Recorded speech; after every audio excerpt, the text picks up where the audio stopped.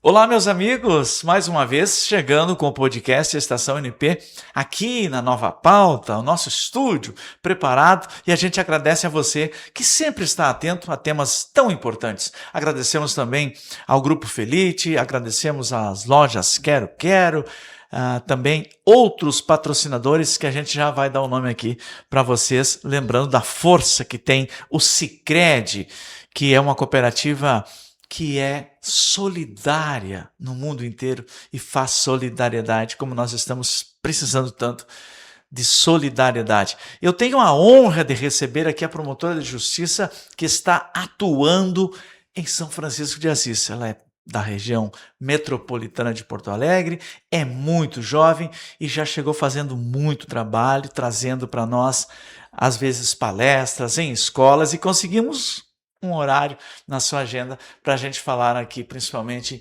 do Maio Laranja. Você sabe, falar um pouquinho disso que vem acontecendo no mundo, no Brasil, no Rio Grande, na nossa região também não é diferente. E há poucos dias, a doutora Carolina Reimer fez um júri incrível. E eu, como jornalista e professor que venho acompanhando há muitos anos as atuações, fico muito feliz pela atuação do Ministério Público, que para mim é um dos órgãos da República mais bem preparados. É isento, é independente e tem feito um trabalho maravilhoso. Eu agradeço, doutora, a sua presença aqui conosco. Muito obrigada, João, pelo convite, primeiramente, né? É uma honra estar aqui hoje. E principalmente para falar de temas tão relevantes, eu costumo dizer que a nossa agenda é bem apertada, né? Entre tantas audiências, atendimentos, enfim, muitas demandas, ainda mais em comarcas iniciais, como São Francisco de Assis. Mas a gente sempre precisa achar um tempinho na agenda para falar sobre violência doméstica contra a mulher, falar sobre violência contra crianças e adolescentes, porque é com a disseminação de informações que a gente consegue conscientizar as pessoas e fazer com que a gente tenha, de fato, um mundo mais seguro, tanto para as mulheres, quanto para as crianças e para os adolescentes. Então, para mim é uma grande honra estar aqui hoje. Fiquei muito feliz com o convite e estou aqui para a gente conversar sobre os temas e trazer informações para a população também sobre assuntos tão relevantes. São Francisco de Assis, por exemplo, a gente chega a uma terra tão abençoada, recebe a gente tão bem. No entanto, há muitos crimes que aconteceram, vêm acontecendo, envolvendo menores, envolvendo os jovens e envolvendo a violência também contra a criança e contra a mulher. Qual a diferença de São Francisco de Assis para as outras regiões do nosso estado? O que a senhora encontrou na sua chegada na cidade? Porque vem de uma região com muitas pessoas, superpopulação, e aí chega em São Francisco, uma terra assim tão calma, e os crimes mesmo assim acontecendo. Imagina como está lá o seu escritório, o seu gabinete, com tantas demandas e tantas preocupações. Sabe que esse é um ponto bem interessante, porque quando eu vim pra cá, eu escutava de amigos e familiares, assim, meus pais principalmente, nossa, mas como que tu tem tanto trabalho numa cidade do interior? O que acontece? Porque a gente que vem de uma cidade grande tá acostumado com uma criminalidade, Claro. não que não ocorram esses outros crimes, porque também ocorrem, mas a gente tá acostumado com uma criminalidade também relacionada a crimes patrimoniais, que no interior, graças a Deus, a gente não tem tanto, né? Então nós não temos tantos que são furtos. Os assaltos, Exatamente, furtos. exatamente. Digamos assim, aquilo que a gente não sabe como se proteger quando sai na rua, sabe? Só que aí o que acontece? Aí a gente vem pro interior e para uma região da fronteira e se depara com um número absurdo de crimes de violência, violência contra a mulher, principalmente, e muito tráfico de drogas, né? Que é o que a gente tem aqui na fronteira. Então eu acho que essa é uma característica de toda a região que é fronteira mesmo, Sim. né? Eu acho que o tráfico, ele acaba sendo facilitado, né, pela localização geográfica. Falta também oportunidades de emprego, isso acaba atraindo as pessoas, né? E a questão da violência contra a mulher, ela é muito forte porque é uma região marcada por muito machismo ainda, né? Então, assim, eu mesma, quando cheguei há 1 ano e meio atrás, praticamente, né? Cheguei em janeiro do ano passado, eu escutei muito, eu mesma, né? Fui alvo de muitas falas machistas e eu ouvi de muitas pessoas que eu tinha que me acostumar com a realidade porque aqui era assim, né? Na fronteira, isso era cultural, isso era social, social que a gente não ia conseguir mudar isso. Só que eu nunca acreditei nessa frase, e hoje menos ainda, depois de um ano, quase um ano e meio de trabalho, né? Porque eu acredito sim que a gente pode mudar isso, a gente deve mudar, inclusive a cultura. Tenho feito também trabalhos nos CTGs, fiz esses dias 2 palestras, uma em Manuel Viana e uma em São Francisco, e provoquei o pessoal também para que a gente faça mais eventos voltados a esse público, porque eu acho que também a gente tem que separar, né, o que é tradição e o que não pode ser tradição, né? Então, assim, não significa negar as nossas origens, mas sim atualizá-las, digamos assim. Hoje tem que ser educado, tem que ser fino, tem que ser romântico, tem que ser amoroso. Isso. E eu penso, doutora, que as pessoas devem começar em casa com as crianças. Um menino tem que tratar a menina com decência, com carinho, ser cavalheiro, ensinar o amor desde cedo. E aí eu acredito muito nessa cultura que nós temos que ir contra, que às vezes está na música. Olha uma música dizer: ajoelha e chora, quanto mais eu passo o laço, muito mais ela me adora.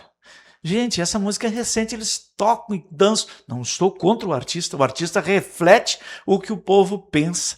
E aí chega uma moça, uma jovem lá da região de Porto Alegre e vem nos trazer assim, esse conhecimento e conseguir ir ao CTG, às escolas. Eu estive em São Francisco fazendo um trabalho para jovens que eu faço, e eu estava impressionado com a repercussão lá na escola Salgado Filho, como aquelas crianças são bem disciplinadas, como a direção leva pessoas diferentes para fazer, de profissões diferentes, para fazer esse trabalho. Doutora, em São Francisco, vamos entrar aqui na violência contra a mulher. 2 feminicídios chamaram muito a atenção. O primeiro deles, não sei se a senhora já estava, o primeiro desta temporada, uma mãe acabou perdendo as 2 filhas para esse tipo de crime. E na mesma rua, aquilo chocou muito, porque esse rapaz que cometeu esse feminicídio, não esse agora do júri, e ele está preso, e a gente espera que a senhora atue nesse júri, que ele saiu atrás da moça, chegou no hospital, ela para socorrer, e mesmo assim ele foi atrás e descarregou o revólver. Que fúria é essa? Que enlouquecimento é esse? Um jovem, esse moço que cometeu. E agora, esse caso quase que estava escondido do imaginário social, ele estava preso há algum tempo, e aconteceu então o júri há poucos dias, há poucas semanas, está aqui na capa do nosso jornal. E eu procurei mostrar aqui, está em detalhe, porque eu soube da sua atuação, tínhamos gente lá nos representando, e eu fiquei muito comovido quando a senhora colocou uma rosa na cadeira e disse: aqui era para estar a dona, o nome da senhora que faleceu.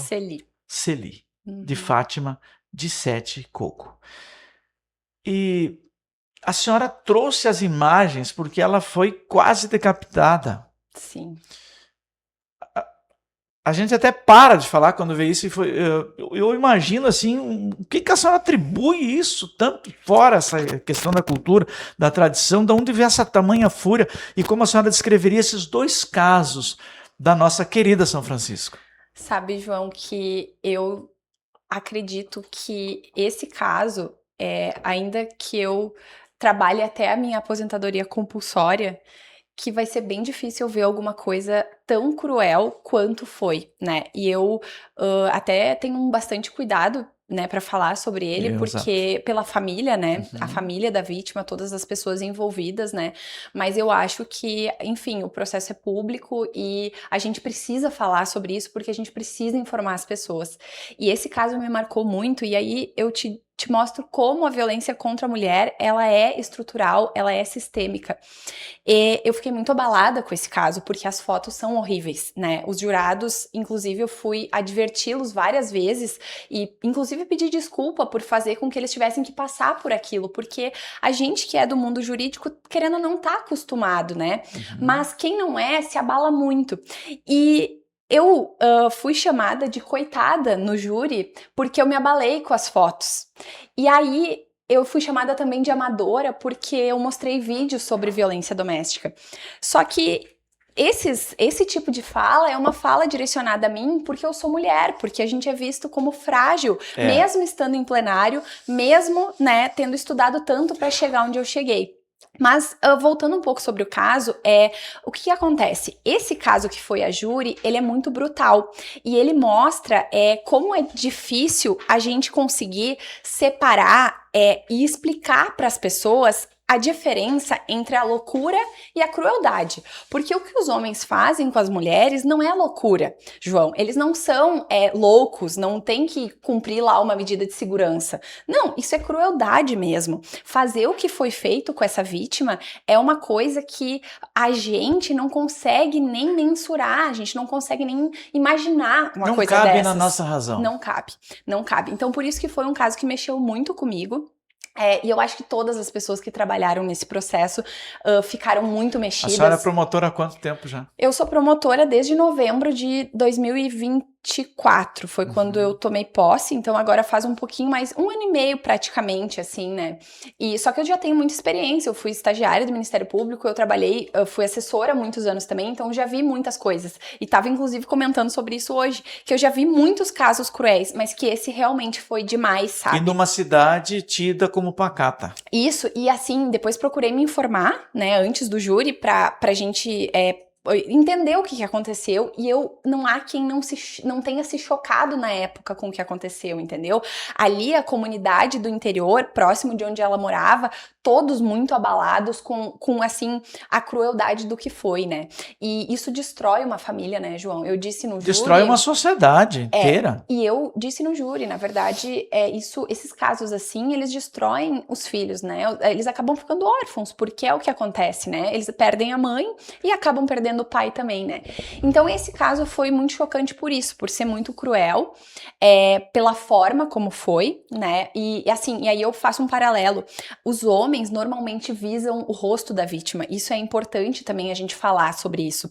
Por quê? Porque a violência contra a mulher, ela tem essa ideia de dominação. Então, o que o homem faz? Ele visa a região do rosto, que é o nosso cartão postal ali, digamos assim, a nossa identidade, né? Então, até se a gente fecha os olhos e pensa numa pessoa que a gente ama, a primeira coisa que vem na nossa mente é o rosto. Aí, tu pode até lembrar do cheiro da tua mãe, da voz dela, mas a imagem é o que nos representa, né? Então, pesquisas, inclusive, mostram isso. Eu estudei antes do júri, que é a região visada justamente para, né, fazer com que essa mulher não possa se relacionar com outras pessoas caso ela sobreviva. E o outro caso que tu mencionaste, eu estava 23 dias em São Francisco de Assis quando ele aconteceu.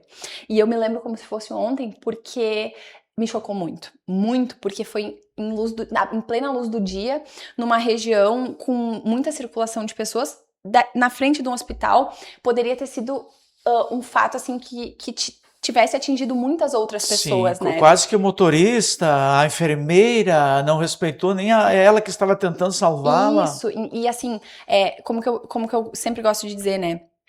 Não podemos chamar isso de tragédia, porque não é tragédia, né? Isso, na verdade, é uma ação pensada por uma pessoa que tem o total domínio das suas faculdades mentais e sabe muito bem o que está fazendo. E o que me choca é que as pessoas ainda julgam a vítima e não o agressor. Isso que me choca. Esse caso do ano passado é isso. O Tribunal Popular das redes sociais coloca a culpa na vítima, como se alguém fosse responsável pela sua própria morte. Só que isso só acontece quando a gente está falando sobre violência contra a mulher. Porque quando um homem morre, ninguém pensa por que ele morreu, né? Quando, até assim, mesmo um cachorro, qualquer digamos assim, classe que a gente for analisar como vítima, não vai sofrer o julgamento que a mulher sofre. Então, isso eu tenho tentado trabalhar nas minhas palestras também, e já com crianças e adolescentes também, que a culpa nunca é da vítima. A gente precisa mudar esse olhar, porque a gente precisa responsabilizar quem fez as suas escolhas, porque é isso, nós como adultos fazemos escolhas todos os dias, e nós temos que ser responsabilizados pelas nossas escolhas.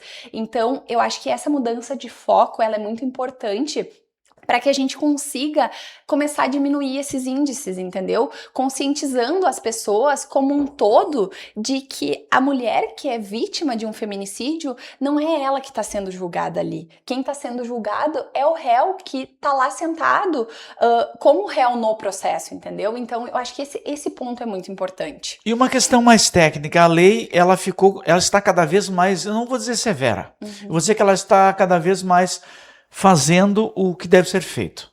E aí eu vejo o aumento, principalmente hoje no Código Penal, acho que o feminicídio é o mais gravoso em relação às penalidades, e eu vejo o aumento é 40, 50, 60 anos, embora o nosso Código Penal não permita ficar mais de 40 anos preso, isso aí eu sempre faço questão das minhas matérias de frisar, mas que aí até que ele tenha a comutação de pena, que ele tenha a saída à liberdade assistida, condicional, enfim, que ele venha a progredir, demora muito mais. Então eu costumo escrever, no caso desse aqui, ficaria em torno, me corrija se eu estiver errado, 18, 19, possivelmente, uma questão hipotética, em regime fechado. Eu sei que é muito tempo, e eu sei que a sociedade acha que tem que ser mais. Mas com todo esse peso, com todas as condenações, e a gente mostrando aqui, a gente mostra, a imprensa toda mostra, olha, todos os dias eu recebo no NP Expresso notícias que chegam de toda parte. E agora vem a pergunta, por que não está diminuindo ou está diminuindo e nós não estamos sentindo? Porque veja, no estado já são quase 30 nesse ano e parece que a gente está contando. Cada vez a gente parei de colocar os números assim na manchete, parece que a gente está esperando o outro para colocar a próxima vítima. Eu tava olhando os números antes de entrar aqui, né, pra gente poder conversar de uma forma mais técnica, porque isso eu também gosto de frisar sempre, João. É com números que a gente convence as pessoas da gravidade das coisas, né? Números de vítimas, proporções, né? Quantas pessoas, por exemplo, 9 em cada 10 mulheres... Órfãos. Ou assim, 9 a cada 10 mulheres sofrem caladas, apenas uma denuncia... Ou aqueles números assim, 6 em cada 10 mulheres já sofreu algum tipo de violência. E aí quando a gente tá numa sala, por exemplo, com 30, 40 mulheres, que a gente consegue fazer a matemática, é que a gente faz com que as pessoas parem e pensem, nossa, isso realmente todas é um número muito alto. E aí o que acontece? Se eu não me engano, foram 29 feminicídios em abril. Isso. E aí agora nós já estamos, eu acho que em 33, se eu não me engano. E esse número é um número muito alto. Isso a gente tem... Não houve outro tempo com tantos assim em tão curto período. A gente tem se chocado muito com isso, porque realmente... A pergunta que tu me fizeste é a que nós, como operadores de direito, também fazemos.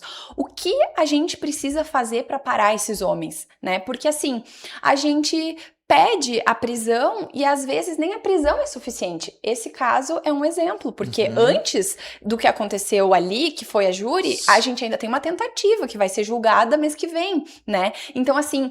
O que acontece? Mas aí eu te respondo, assim, no meu ponto de vista, né, com base no que eu estudei até hoje, claro, não tenho muita experiência, mas converso com colegas muito experientes e gosto de ler sobre o assunto, é que, de fato, a gente tem uma cultura no Brasil que a gente precisa criminalizar as condutas para que as pessoas entendam que aquilo é errado, né? Um exemplo é a questão de dirigir embriagado, que todo mundo sabe que não deveria fazer.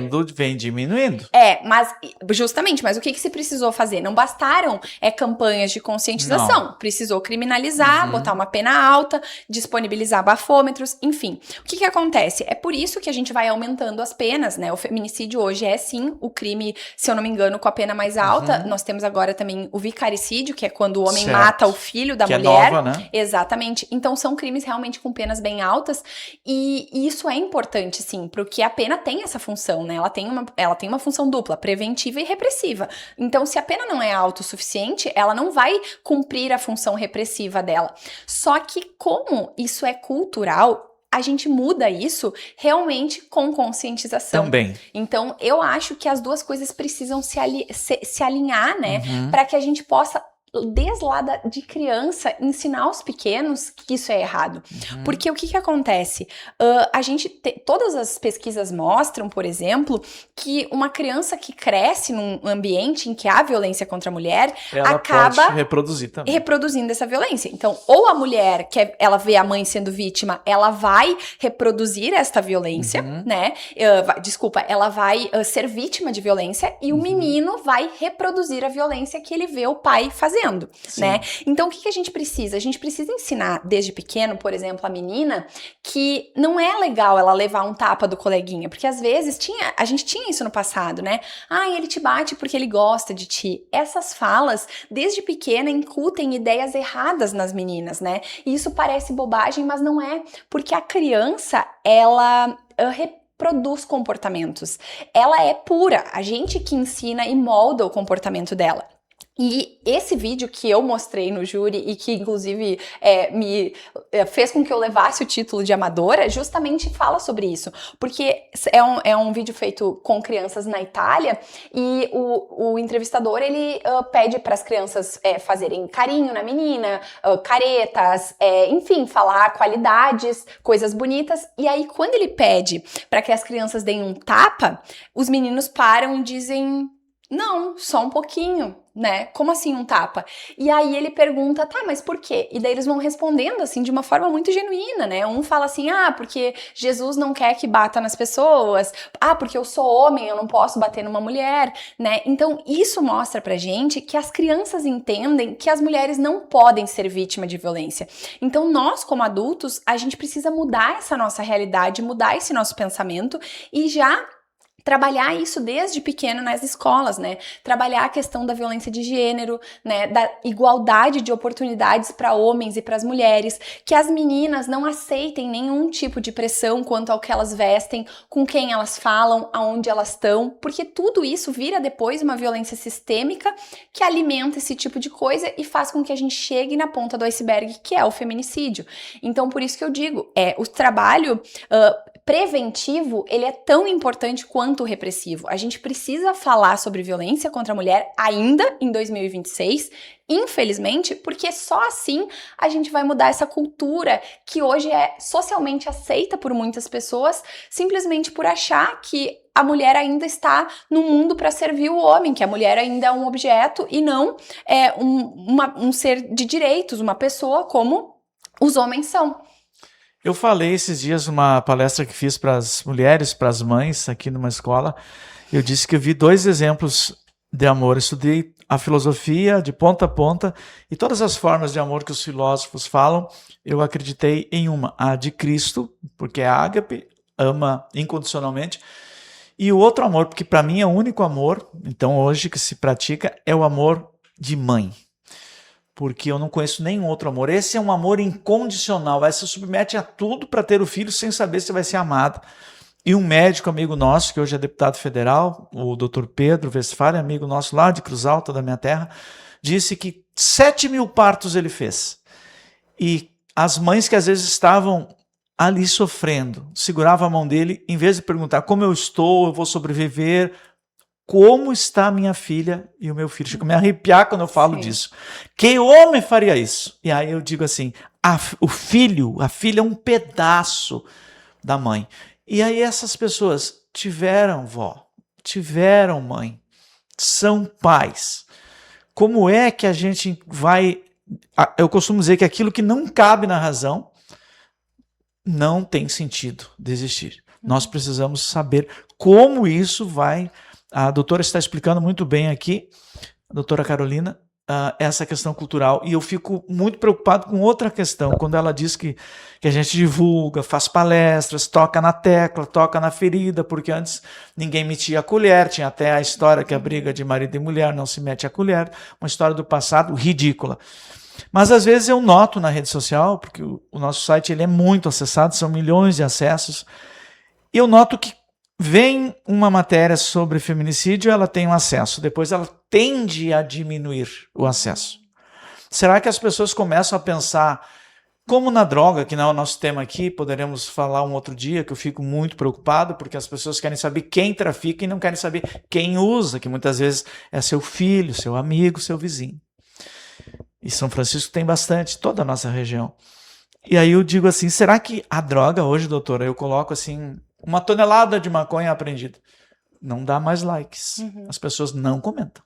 Caiu na banalização, é uma dura realidade, mas eu tenho que dizer, eu tenho muito medo que esse tipo de violência caia, de certa forma, em banalização. Talvez eu obtenha aqui um conselho do Ministério Público, se a gente não está também divulgando demais, ou quem sabe, como é que poderia fazer para que a sociedade entenda que aquilo é grave. Não, é bem pelo contrário. Claro que existe sim essa tendência, né, de, digamos, banalização, essa é exatamente a palavra, mas sim, a gente tem que divulgar, a gente tem que falar sobre números, porque não há um aumento da violência porque a gente está divulgando. O que existe, e aí, claro, o feminicídio não serve como exemplo, né?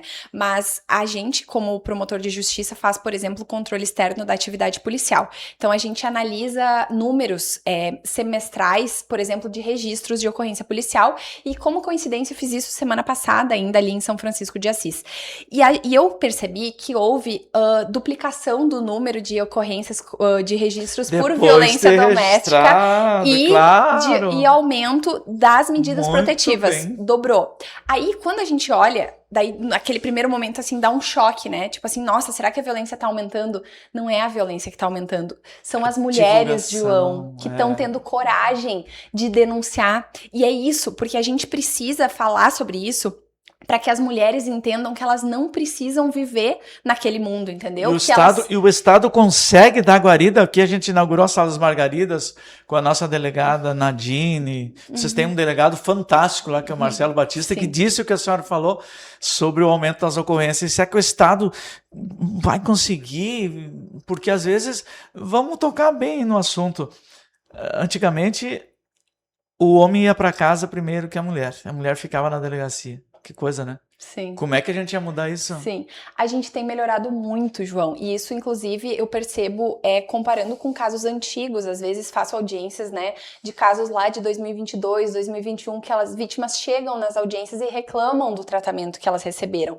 Hoje, a gente está muito voltada para essa visão do acolhimento às vítimas. É o trabalho também que o MP faz. E, inclusive, eu faço muita questão de divulgar isso, principalmente ali em São Francisco, porque às vezes a mulher não se sente confortável de ir na delegacia, então eu faço atendimentos, violência doméstica, sempre que precisa, que há uma urgência, eu sempre dou um jeito, literalmente, porque a gente precisa acolher as vítimas. Então, isso é muito importante, e o Estado tem trabalhado fortemente para isso. O Rio Grande do Sul, inclusive, é pioneiro, né, no programa de monitoramento do agressor, e aí as pessoas olham, às vezes, assim, as medidas protetivas, acham que não serve para nada, que não adianta, mas não é verdade, João. Eu tenho lutado muito. Não é verdade. A gente tem Serve, hoje sim. um sistema que ele é sim muito mais bom. Protetivo do que ele já foi, e a gente tem feito o melhor que a gente pode. Raríssimos casos escapam, né? E assim, a gente tem feito um trabalho, principalmente no interior, que é um trabalho com recursos limitados, mas a gente trabalha para fortalecer a rede com capacitação, justamente para que a gente possa tapar esses buracos e fazer um atendimento melhor, conseguir ajudar. Tem previsão de aluguel social, tem previsão de matrícula prioritária para os filhos. Tudo isso, às vezes, as pessoas olham no papel e acham que aquilo não funciona, mas funciona sim, a gente dá um jeito, sabe? Então, assim, na verdade, é uma questão de fazer a roda girar mesmo, né? Denunciar, se manter, né, firme, porque é isso que eu digo sempre também. Essa é a parte mais difícil, que a gente, que não sofre esse tipo de violência, não entende. A mulher, ela tá na delegacia registrando a ocorrência e ela nem botou o pé pra fora e já tem 3 ou 4 lá enchendo o saco pra ela retirar as medidas protetivas. Sei, porque da própria família. Mas claro, João, às vezes os próprios filhos, às vezes os parentes do marido, às vezes os seus parentes, os seus vizinhos. Não é que ela é fraca, João, é que ela não consegue acreditar que ela é forte. Porque, na verdade, a mulher é muito forte. Só que a gente cresce com essa ideia de que a gente é dependente. Aí eu digo a gente porque eu sou mulher. E ela pode também, retirar? Né? Claro que ela pode. Continua? Porque sim. Mas não segue daí, então, o processo? É que são coisas diferentes, né? A medida protetiva, ela é da vontade da vítima. E isso, João, eu acho importante também a gente... Vocês não podem impor uma medida protetiva se ela não pedir? A gente, assim, em alguns casos eu vejo mais muitas graves... críticas, né? Mas e cadê a medida? Olha isso aqui. Em alguns casos mais graves, alguns colegas até pedem, né? Mas assim, eu não sou muito a favor disso. Por quê? Porque a gente também não pode tratar a mulher como se ela fosse incapaz. Porque aí a gente volta lá pra antigamente, quando a mulher não era dona de si mesma, né? Então eu sempre... patriarcado famoso. Então eu sempre digo assim, eu como promotora de justiça, eu não posso substituir a vontade da mulher. O que eu faço? Eu chamo ela, eu converso, eu olho no olho dela e eu digo assim, nós temos 33 feminicídios até hoje no Rio Grande do Sul. O caso da senhora, nós temos sistemas que fazem levantamento de dados, eles apontam que tem um altíssimo risco para feminicídio. A senhora conhece como é aqui em São Chico, a senhora sabe, tivemos casos graves no ano passado. O meu dever é avisar a senhora que a senhora pode ser vítima. Mas a partir do momento que eu faço esse aviso e ela escolhe retirar, a gente não pode obrigá-la a se manter com as medidas protetivas. E as que não aceitam a medida protetiva, o que elas dizem? Elas não acreditam? Conforme eu conversei com o delegado Batista, ele disse assim, que um dos maiores problemas é elas acreditar que estão correndo risco para que a polícia possa agir. É que a violência contra a mulher, João, por isso que ela é diferente das outras violências, ela é cíclica. Então, o que acontece? A gente tem ali uma fase de tensão, que quando começa ali o controle, as ameaças, os xingamentos. Depois a gente tem a fase seguinte, que é a explosão, quando há agressão, normalmente física, né? Mas muitas vezes também psicológica por trás dessa agressão física. Eu digo normalmente física, porque daí é quando a agressão aparece e elas criam coragem para denunciar, porque daí tá aos olhos das outras pessoas, né?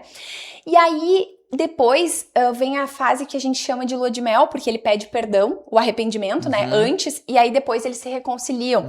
Então, só que daí esse ciclo recomeça de novo. Então, na verdade, é uma fala, às vezes até uma manipulação do homem que faz a mulher acreditar que ele vai ser diferente, que ele vai mudar. E aqui tem muita cultura também, João, de achar que o álcool é um salvo-conduto para fazer o que bem entende. E aí tem muito isso também. O homem vai lá, bebe um monte, e aí bebeu, ele agora chega, sarou, isso, tá tudo bem. É só quando ele bebe, mas aí ele bebe todos os dias. Todos os dias. Isso. E ainda quando a violência não é contra os demais membros da família. Isso. Então, assim, esse é o problema, entende? É uma violência cíclica, difícil de romper. Entendi. Só que a gente, como sistema de justiça, nunca pode desacreditar essa vítima. Então, eu sempre digo, a gente tá aqui. Quando a senhora precisar voltar, e eu espero que a senhora não precise, porque alguns se arrependem. A gente tem ali em São Francisco o Grupo Reflexivo de Gênero, que os números no Rio Grande do Sul mostram que os índices de reincidência são muito baixos, porque realmente, às vezes, nunca ninguém olhou para aquele homem e disse assim, tu não pode bater na tua mulher. Então, às vezes, é só isso que eles precisam, entende? Refletir, justamente esse é o objetivo, né? Então, assim, o que acontece? Às vezes, eles se arrependem mesmo, e há o rompimento desse ciclo, e eles seguem, né, naquele relacionamento. Mas às vezes tem reincidência, então eu sempre digo, a gente tá aqui. Se a senhora precisar registrar a ocorrência de novo, estamos aqui. E aí eu só faço um gancho para finalizar o que eu tava falando antes, é que as medidas protetivas são uma coisa, agora o processo criminal é outro, né? Porque hoje os crimes de violência contra a mulher, em sua maioria, lesão corporal, no âmbito doméstico, ameaça, eles já não dependem mais da vontade da vítima, né? Então, eu quero retirar a minha representação, isso não existe mais, né? Então, o processo, ali o inquérito, ele segue, né, independentemente disso, e às vezes vai ter sim uma condenação, mas não é sempre, porque também, às vezes, essa é a única prova que a gente tem, então se tem que fazer uma análise também, né, às vezes as pessoas olham e pensam, nossa, mas a promotora vai lá, fala tudo isso, e aí chega lá e arquiva um caso porque a mulher se reconciliou. Só que, João, a minha única testemunha, digamos assim, do processo é a vítima. E aí, se ela chega em juízo e ela não quer depor, eu nem posso questioná-la, porque o CNJ tem um protocolo, né, que a gente tem que seguir, que é um protocolo de julgamento sob perspectiva de gênero. Eu não posso revitimizar aquela vítima e obrigar ela a falar sobre uma coisa que ela não quer falar, entendeu? Então, assim, às vezes também o processo é tão demorado que já passou tanto tempo que aquilo só vai trazer mais sofrimento para aquela daquela mulher, entende? Então a gente também, é isso, violência doméstica é trazer um olhar humanizado para essas situações, porque não é preto no branco, entende? Não existe uma receita de bolo para dizer como lidar com as situações. Para nada, mas eu gostei muito da sua informação, do método de explicar para nós tão simples, tão direto. Agradecemos ao Sicredi, Lojas Quero Quero, BioID Nicola, Saint Beach Arena, Laboratório Pena, Lavanderia Ponche Verde e Grupo Felite Fiat. Você roda bem, você roda feliz, roda com a Felite. As redes sociais a gente diz assim que não é um patamar, um panorama, porque lá todo mundo é doutor. Mas vejam só, é a voz da comunidade, não podemos olvidar e esquecer disso.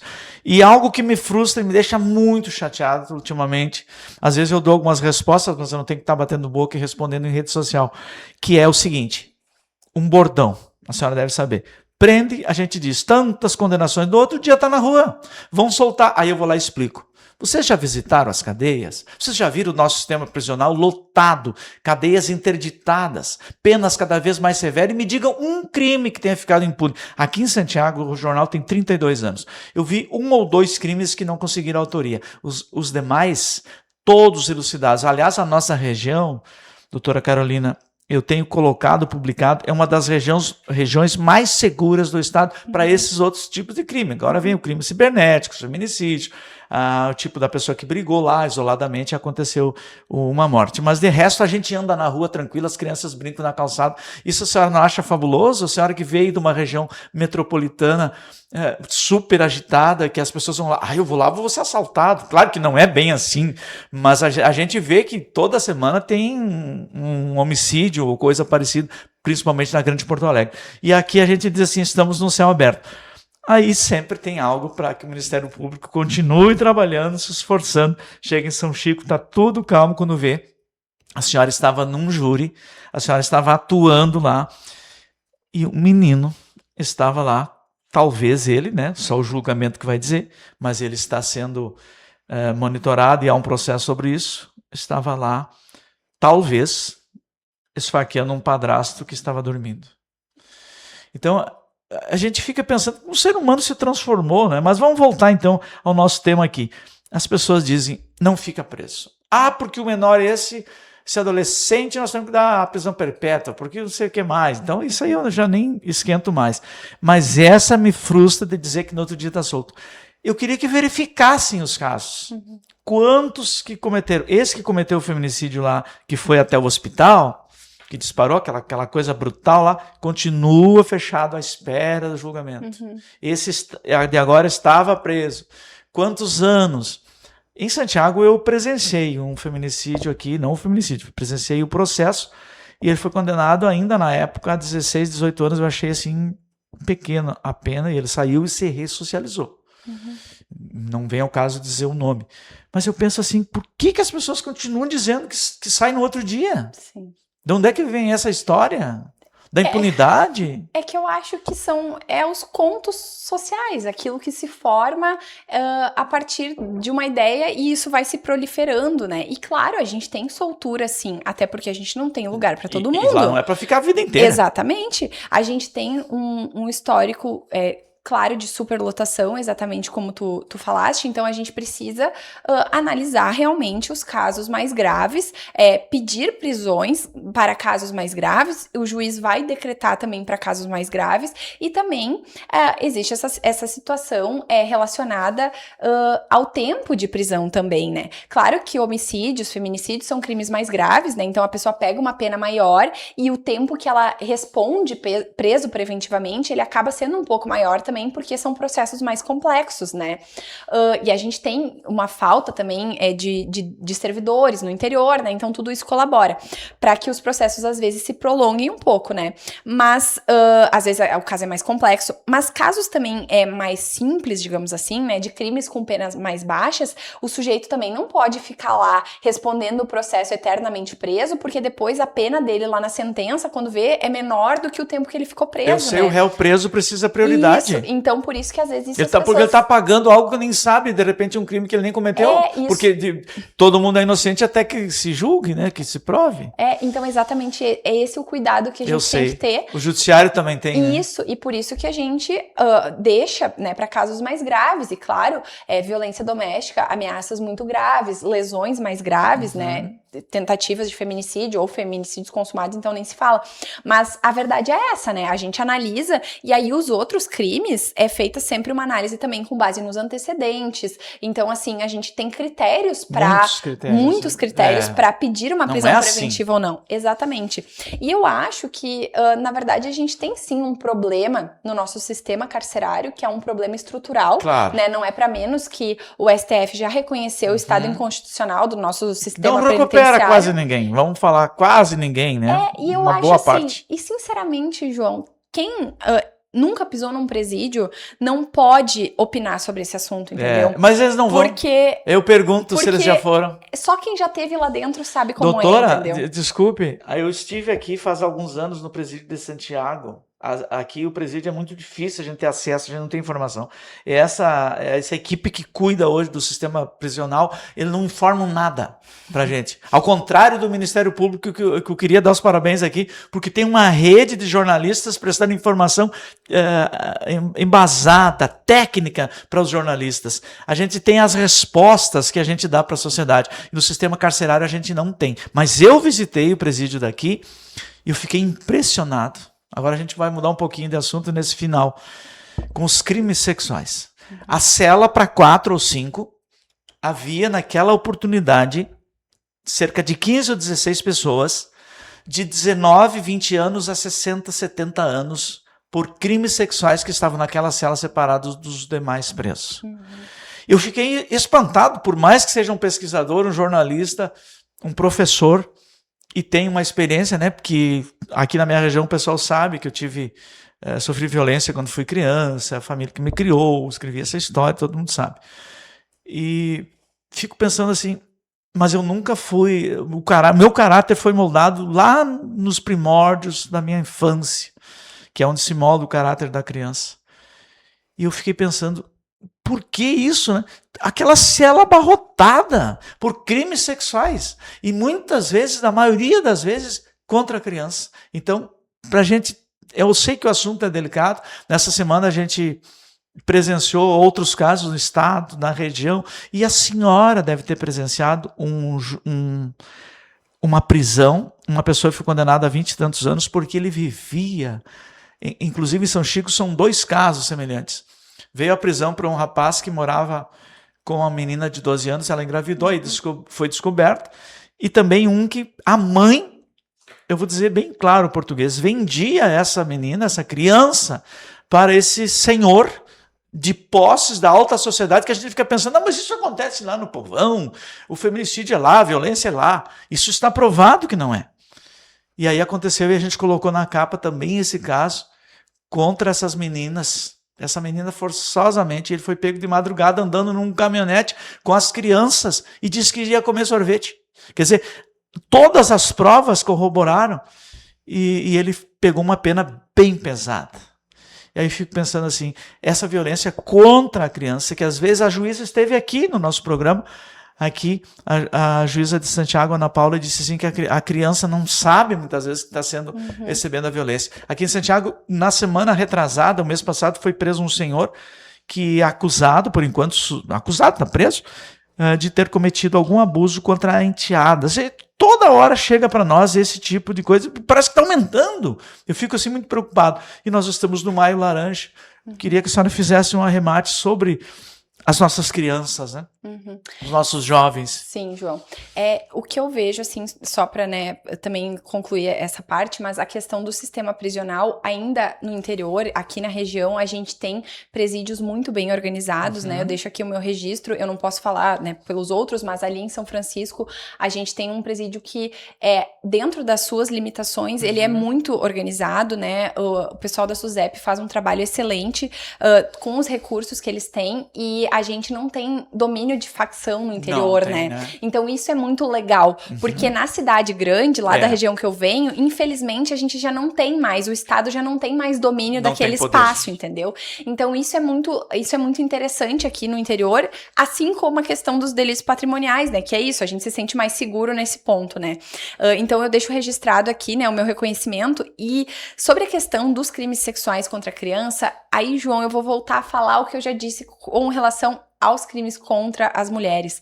A gente precisa falar sobre isso e a gente precisa educar as crianças.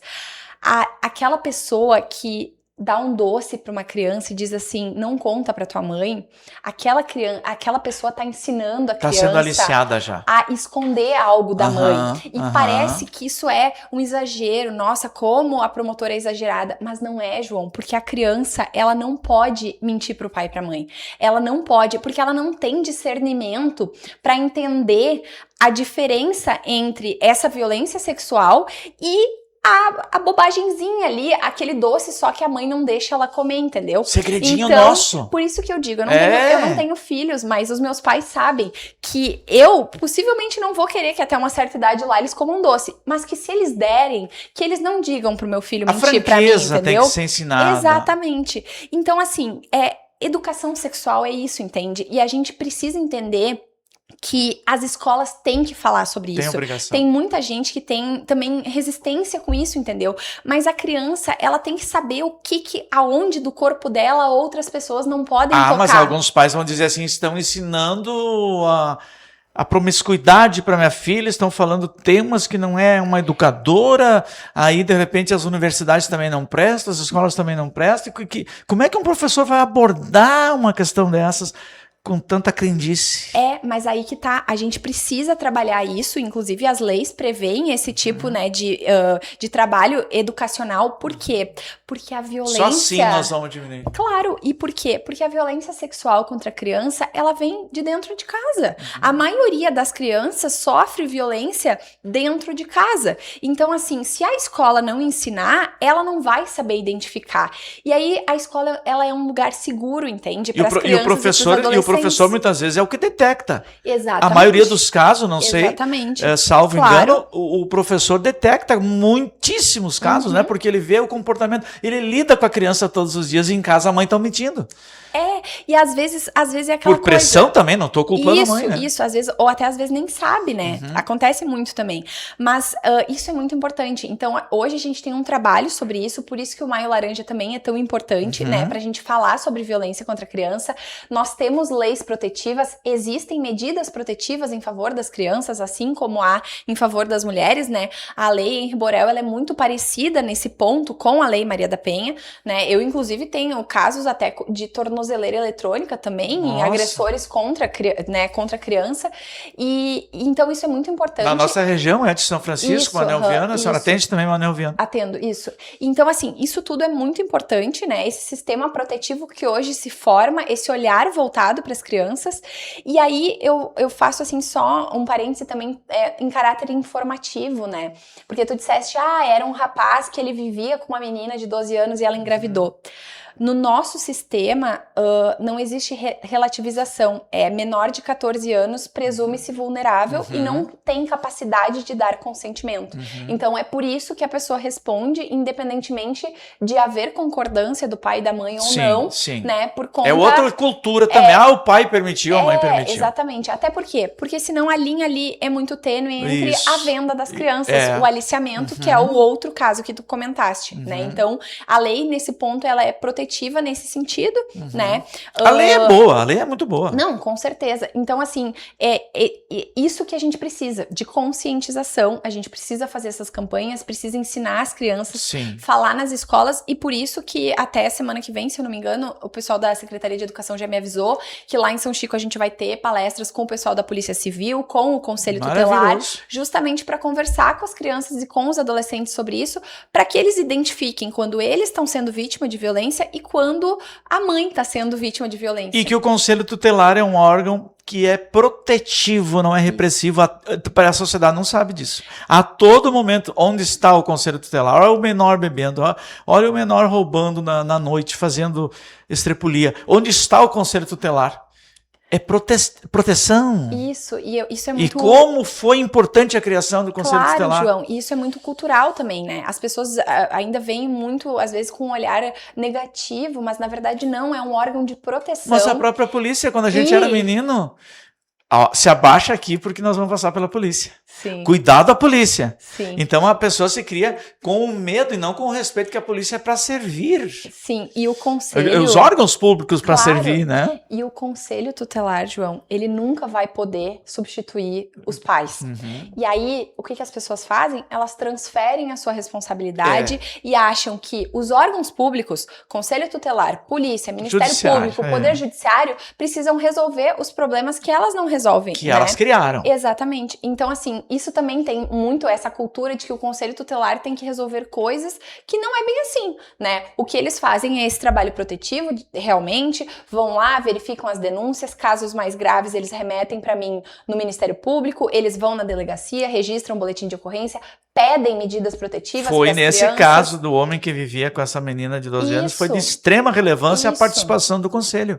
Isso, e a gente tem um fortalecimento hoje, né, cada vez maior, desse nosso trabalho em rede, né, então isso é tudo muito importante quando se fala sobre violência contra criança e adolescente. Então o Maio Laranja tá aí para isso, né, pra gente conscientizar e cada vez mais trazer informação para toda a sociedade sobre esses temas que são tão sensíveis, porque é assim que a gente vai conseguir mudar o futuro.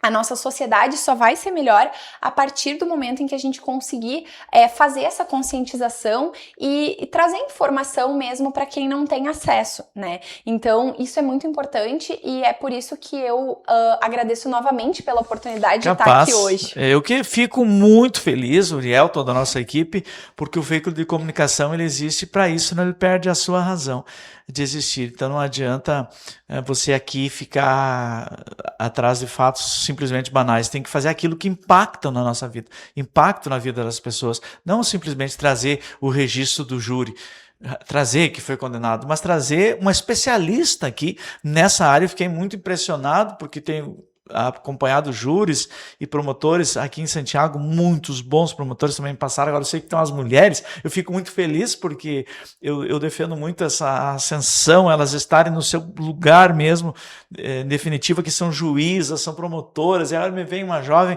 lá de São Francisco, espero que fique por muito tempo, que continue seu trabalho maravilhoso nas escolas. Eu faço um trabalho paralelo em relação à violência, né? Que a violência ela não nasceu com o homem. Nós nascemos para abraçar, amar, brincar e cooperar. Somos frutos da cooperação e do amor e nos tornamos violentos porque fomos ensinados pelos pais. Às vezes a filha e o filho estão numa pracinha querendo brincar e o pai está lá no celular. Não estou culpando, está estressado, a mãe está cansada. Não estou culpando. Mas vejam, aquela criança está pedindo que brinque. E esses dias eu fiz uma palestra lá em Jaguari e disse assim, não há coisa mais difícil no mundo que educar uma pessoa. E quem entende de pessoa, dificilmente ficará desempregado. E quem não entende de pessoa, entende de muito pouca coisa no mundo. Doutora, que felicidade receber, que prazer, que orgulho para nós.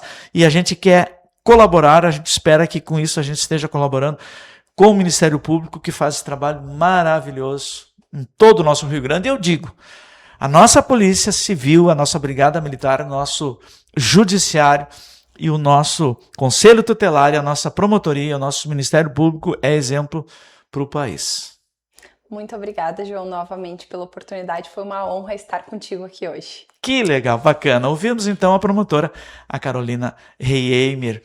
Sicredi conosco, Lojas Quero Quero, muito obrigado. BYD Nicola, Santibit Arena, Laboratório de Afonso Pena, esse laboratório de análises clínicas fantástico aqui de Santiago, Lavaderia Ponche Verde, Fiat Felite, a toda a nossa equipe nós agradecemos, a Uriel que esteve na técnica e principalmente a você que nos segue, que comente e que veja temas tão bons como esse que a gente trouxe, importante para toda a nossa região, para as famílias, para as meninas, os meninos, para toda a sociedade. Tchau, tchau.